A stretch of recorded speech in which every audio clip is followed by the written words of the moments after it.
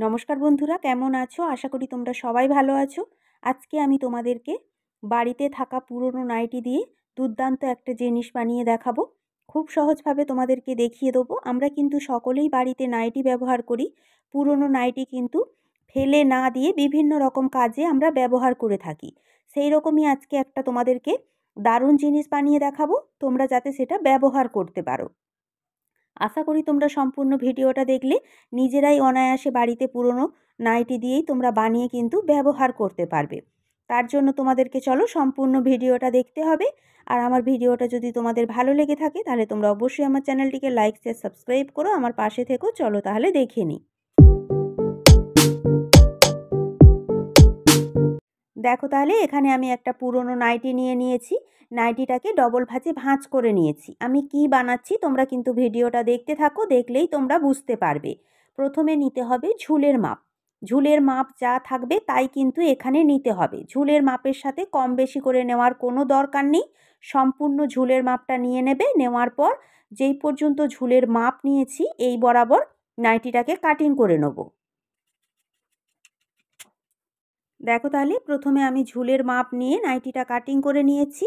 এরপর ওপরের দিকে যে এক্সট্রা কাপড়টা রয়েছে, এক্সট্রা কাপড়ের মধ্যে দেখো ফিতেটাকে ধরে 5 ইঞ্চিতে একটা দাগ দিয়ে নেব। এইভাবে 5 ইঞ্চিতে দাগ দেওয়ার পর 5 ইঞ্চি বরাবর কাপড়টা সোজা করে সমান করে এইভাবে কাটিং করে নেব। দেখো তাহলে 5 ইঞ্চি চওড়া কাপড়টা আমার কাটিং করা হয়ে গেছে। এরপর আমাদের যে এক্সট্রা কাপড়টা বেঁচেছে এই কাপড়ও কিন্তু আমরা অন্য কোনো কাজে ব্যবহার করে নিতে পারবো। এরপর যেটা করতে হবে দেখো, আমাদের যে নাইটির দুটো সাইডে সেলাই রয়েছে, দুটো সাইডের মধ্যে যে কোনো একটা সাইডে 4 ইঞ্চি কিংবা 3 ইঞ্চি সেলাই খুলে নিতে হবে। দেখো তাহলে যে কোনো এক সাইড থেকে 3 ইঞ্চি সেলাই আমি খুলে নিয়েছি। এরপর কাপড়টাকে এইভাবে ভাঁজ করে নিতে হবে। ভাঁজ করে নেওয়ার পর সাইড দিয়ে সেলাই করতে হবে। দেখো সাইড দিয়ে সেলাই করে এই পর্যন্ত আসতে হবে। এরপর এখান থেকে এই পর্যন্ত সেলাইটা ঘুরিয়ে নিয়ে অপর সাইডের কাপড়টাকেও ভাঁজ করে সম্পূর্ণটা সেলাই করে নিতে হবে। আমার যেহেতু কাপড়ের মধ্যে বিড রয়েছে তাই আমি এক ভাঁজে সেলাই করছি। তোমাদের কাপড়ে যদি বিড না থাকে তাহলে তোমরা কাপড়টাকে ডবল ভাঁজে ভাঁজ করে সেলাই করে নেবে। আমরা যেমনভাবে কামিজে সাইড ফাড়া সেলাই করি তেমনভাবেই সেলাইটা করতে হবে। দেখো তাহলে সাইড ফাড়ার মতো করে সেলাইটা করে নিয়েছি। তোমরাও কিন্তু এইভাবে সেলাইটা করে নেবে। এরপর যে কোনো এক সাইড থেকে কাপড়টাকে ধরে ছোট ছোট করে কুচি দিয়ে নিতে হবে।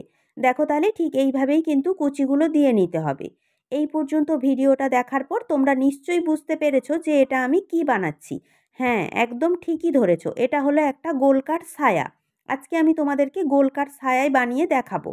তোমাদের কোমরের কিন্তু আলাদা করে কোনো মাপ নেওয়ার দরকার নেই। তোমাদের কোমর যদি একটু হেলদি হয়ে থাকে তাহলে কুচিগুলো একদমই ছোট ছোট করে দেবে আর অনেকটা দূরে দূরে করে কুচিগুলো দেবে। আমি কুচিগুলো গায়ে গায়ে করে দিচ্ছি, কিন্তু তোমরা কুচিগুলো গায়ে গায়ে দেবে না, ছোট্ট ছোট্ট দেবে এবং দূরে দূরে দেবে। দেখবে তোমাদের কোমরের সমানে চলে আসবে, কারণ আমাদের নাইটির ঘেরটা অনেকটাই চওড়া হয়, তোমাদের অসুবিধা হবে না। ঠিক একই রকমভাবে সম্পূর্ণ কুচিগুলো দিয়ে নেব। আমরা যেমনভাবে কাপড়ের মধ্যে গোলকার ছায়া বানাই ঠিক একই রকমেরই কিন্তু গোলকার ছায়া আজকে আমি তোমাদেরকে বানিয়ে দেখাচ্ছি। তোমরা কিন্তু অনায়াসে পুরনো নাইটি দিয়ে এই ধরনের গোলকার ছায়া বানিয়ে বাড়িতে ব্যবহার করতে পারো। তোমরা কিন্তু তোমাদের কোমর হিসাবে কুচিগুলো দিয়ে নেবে। কোমরটা যদি একটু কম হয় তাহলে কুচিগুলো তোমরা গায়ে গায়ে করে দেবে, আর যদি কোমরটা হেলদি হয় কুচিগুলো ছোট্ট ছোট্ট দেবে এবং দূরে দূরে দিয়ে কুচিগুলো দিয়ে নেবে। দেখো তাহলে কোমরের মধ্যে সম্পূর্ণ কুচিগুলো আমি দিয়ে নিয়েছি। কত সুন্দর দেখতে হয়েছে দেখো। এরপর যেটা করতে হবে, আমাদের কোমরের মধ্যে কোমর পট্টিটা লাগিয়ে নিতে হবে। কোমর পট্টিটা আমরা যে 5 ইঞ্চি চওড়া আলাদা করে কাটিং করেছিলাম, প্রথমে কোমর পট্টিটা নিয়ে নিতে হবে। কোমর পট্টিটা নেওয়ার পর যে কোনো একটা সাইডে সেলাইটা খুলে নিতে হবে। দেখো তাহলে এক সাইডে আমি সেলাইটা খুলে নিয়েছি।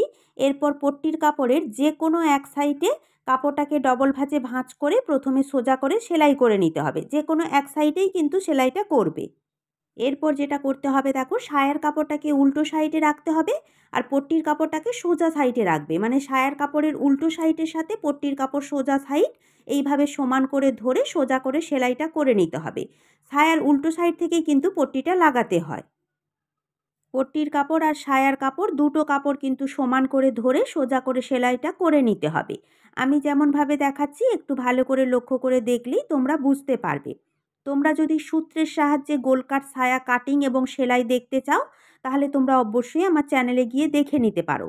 আমার চ্যানেলে কিন্তু ক্লাসের মাধ্যমে গোল কাট ছায়ার ড্রয়িং দেখিয়েছি সূত্রের সাহায্যে, এবং গোল কাট ছায়া কাটিং ও সেলাই দেখিয়েছি সম্পূর্ণ সূত্রের সাহায্যে। তোমরা কিন্তু আমার চ্যানেলে গিয়ে ভিডিও দেখে শিখে নিতে পারো। আশা করি তোমরা ভিডিওটা দেখলে কিন্তু শিখতে পারবে।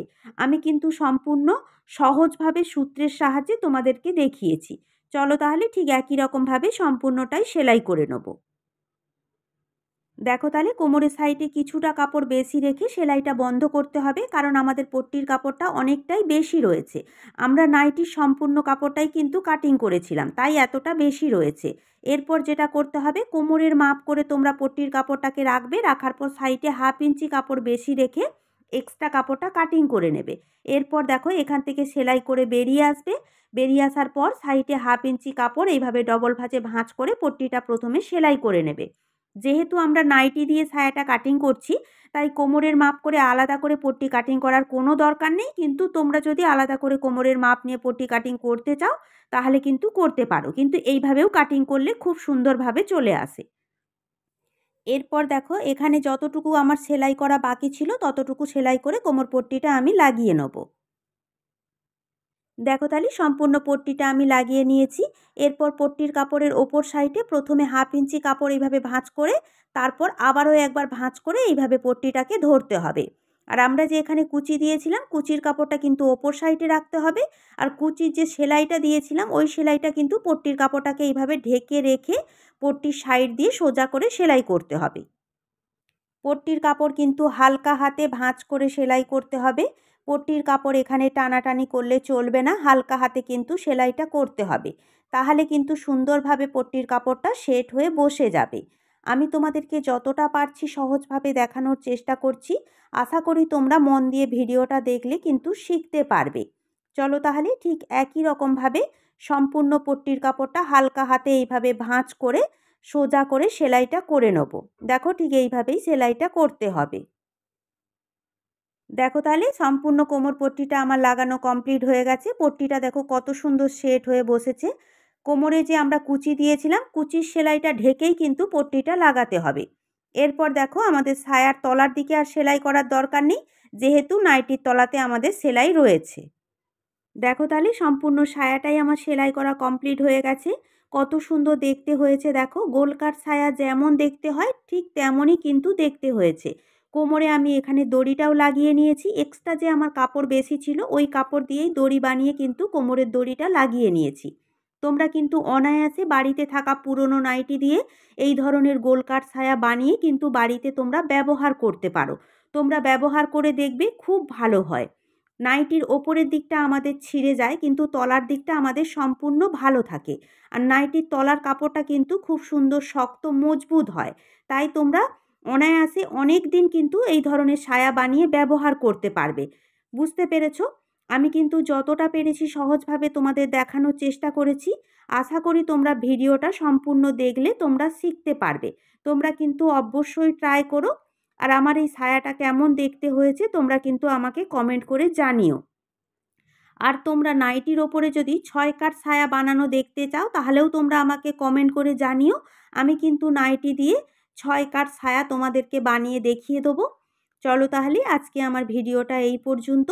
আমার ভিডিওটা যদি তোমাদের ভালো লেগে থাকে তাহলে তোমরা অবশ্যই আমার চ্যানেলটিকে লাইক, শেয়ার, সাবস্ক্রাইব করো। বন্ধুদের সাথে বেশি বেশি শেয়ার করো। আমার পাশে থেকো। নমস্কার।